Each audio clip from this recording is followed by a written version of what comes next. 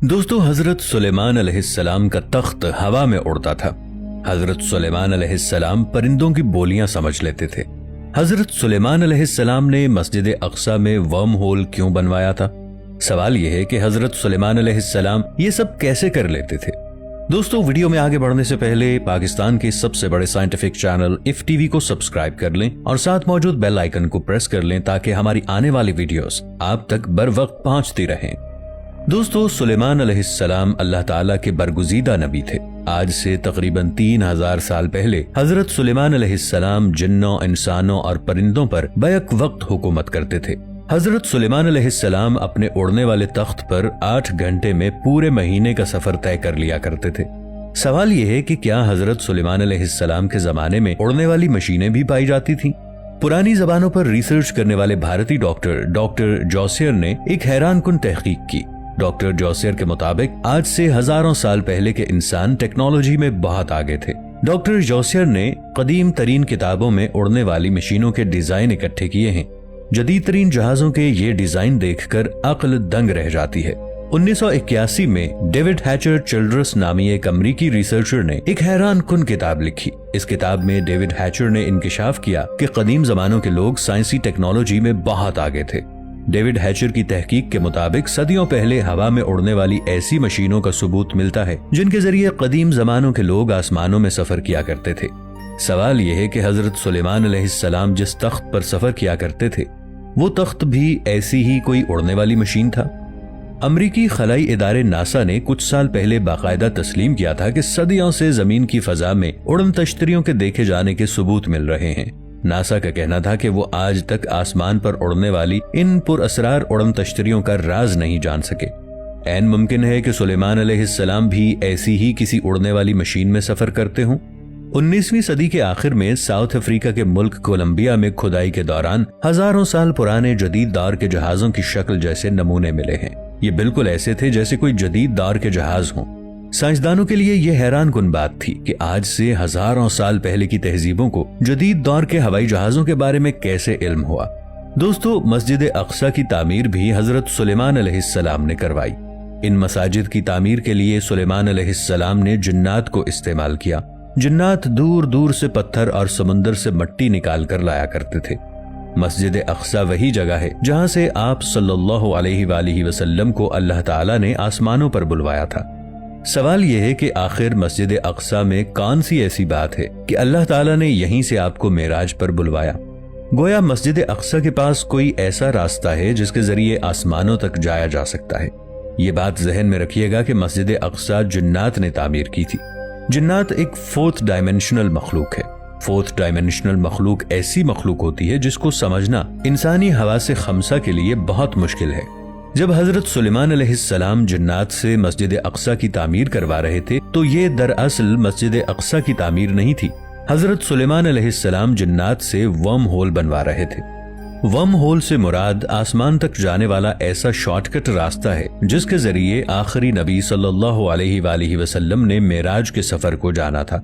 इल्हामी किताबों में ऐसे रास्तों का जिक्र मिलता है जिनके जरिए पलक झपकने में अरबों मील का फासला तय किया जा सकता है। मशहूर साइंसदान आइंस्टाइन ने इस बात की तस्दीक की थी कि वाकई हमारी कायनात में ऐसे शॉर्टकट रास्ते मौजूद हो सकते हैं जिनके जरिए आप 1 सेकंड से भी कम वक्त में एक सैयारे से दूसरे सैयारे तक पहुंच सकते हैं। अल्लाह ताला ने कुरान पाक में भी कई जगहों पर ऐसे शॉर्टकट रास्तों का जिक्र किया है। अल्लाह ताला फरमाते हैं, और जमीन पर आसमानों के दरवाजे खोल दिए जाएंगे। सूरतुल अंबिया आयत 19। इस आयत से वाज़ेह पता चलता है कि क़ुर्ब क़यामत में जमीन पर बहुत से दरवाजे खुल जाएंगे और ये ऐसे दरवाजे होंगे जिनके जरिए सेकंड्स में एक कायनात से दूसरी कायनात में जाया जा सकेगा। सवाल यह है कि अगर आसमान की तरफ जाने वाले रास्ते पहले से मौजूद थे तो हजरत सुलेमान अलैहिस्सलाम को मस्जिद अक्सा में आसमान की तरफ जाने वाला एक नया रास्ता बनाने की क्यों जरूरत पेश आई? इस सवाल का जवाब हमें सूरह कहफ में मिलता है। सूरह कहफ में अल्लाह ताला ने हजरत जुल्करनैन का किस्सा बयान किया है। इस किस्से में बताया गया है कि हजरत जुल्करनैन ने याजूज माजूज को रोकने के लिए एक दीवार बनाई। इस दीवार की वजह से याजूज माजूज हमारे सैयारे पर आने से कासिर हैं। दरअसल हजरत जुल्करनैन ने जमीन पर खुलने वाले तमाम वर्म होल्स को बंद कर दिया था। حضرت سلیمان علیہ السلام کو آسمان کی طرف جانے والا نیا راستہ بنانے کی ضرورت ہی اسی لیے پیش آئی کیونکہ پچھلے تمام راستے حضرت ذوالقرنین علیہ السلام بند کر چکے تھے۔ اب سوال یہ ہے کہ ورم ہول بنانے کے لیے حضرت سلیمان علیہ السلام نے مسجد اقصی کا انتخاب ہی کیوں کیا؟ 20ویں صدی کے اوائل میں ماہر آثار قدیمہ الفریڈ واٹکنز نے لے لائنز کا تصور دیا۔ الفریڈ واٹکنز کے مطابق زمین پر مختلف مقدس مقامات اور قدیم سٹرکچرز کے مابین مقناطیسی لائنز پائی جاتی ہیں۔ کچھ ماہرین کا خیال ہے کہ یہ مقناطیسی لائنز زمین کی توانائی کے مرکز سے جڑی ہوئی ہیں۔ حضرت سلیمان علیہ السلام نے مسجد اقصی بھی شاید ایسے ہی کسی پوائنٹ پر تعمیر کروائی تھی۔ زمین پر ورم ہول بنانے میں حضرت سلیمان علیہ السلام کے وزیر آصف بن برقیہ رحمت اللہ علیہ کا کردار بھی سب سے زیادہ تھا۔ آصف بن برقیہ ایک انسان تھے۔ آصف بن برقیہ رحمت اللہ علیہ ورم ہول بنانے کے ماہر تھے۔ جنات خود کو حضرت سلیمان علیہ السلام کا جانشین سمجھتے تھے، اسی وجہ سے حضرت سلیمان علیہ السلام کے دربار میں جنات اور انسانوں کے مابین ایک خلش رہتی تھی۔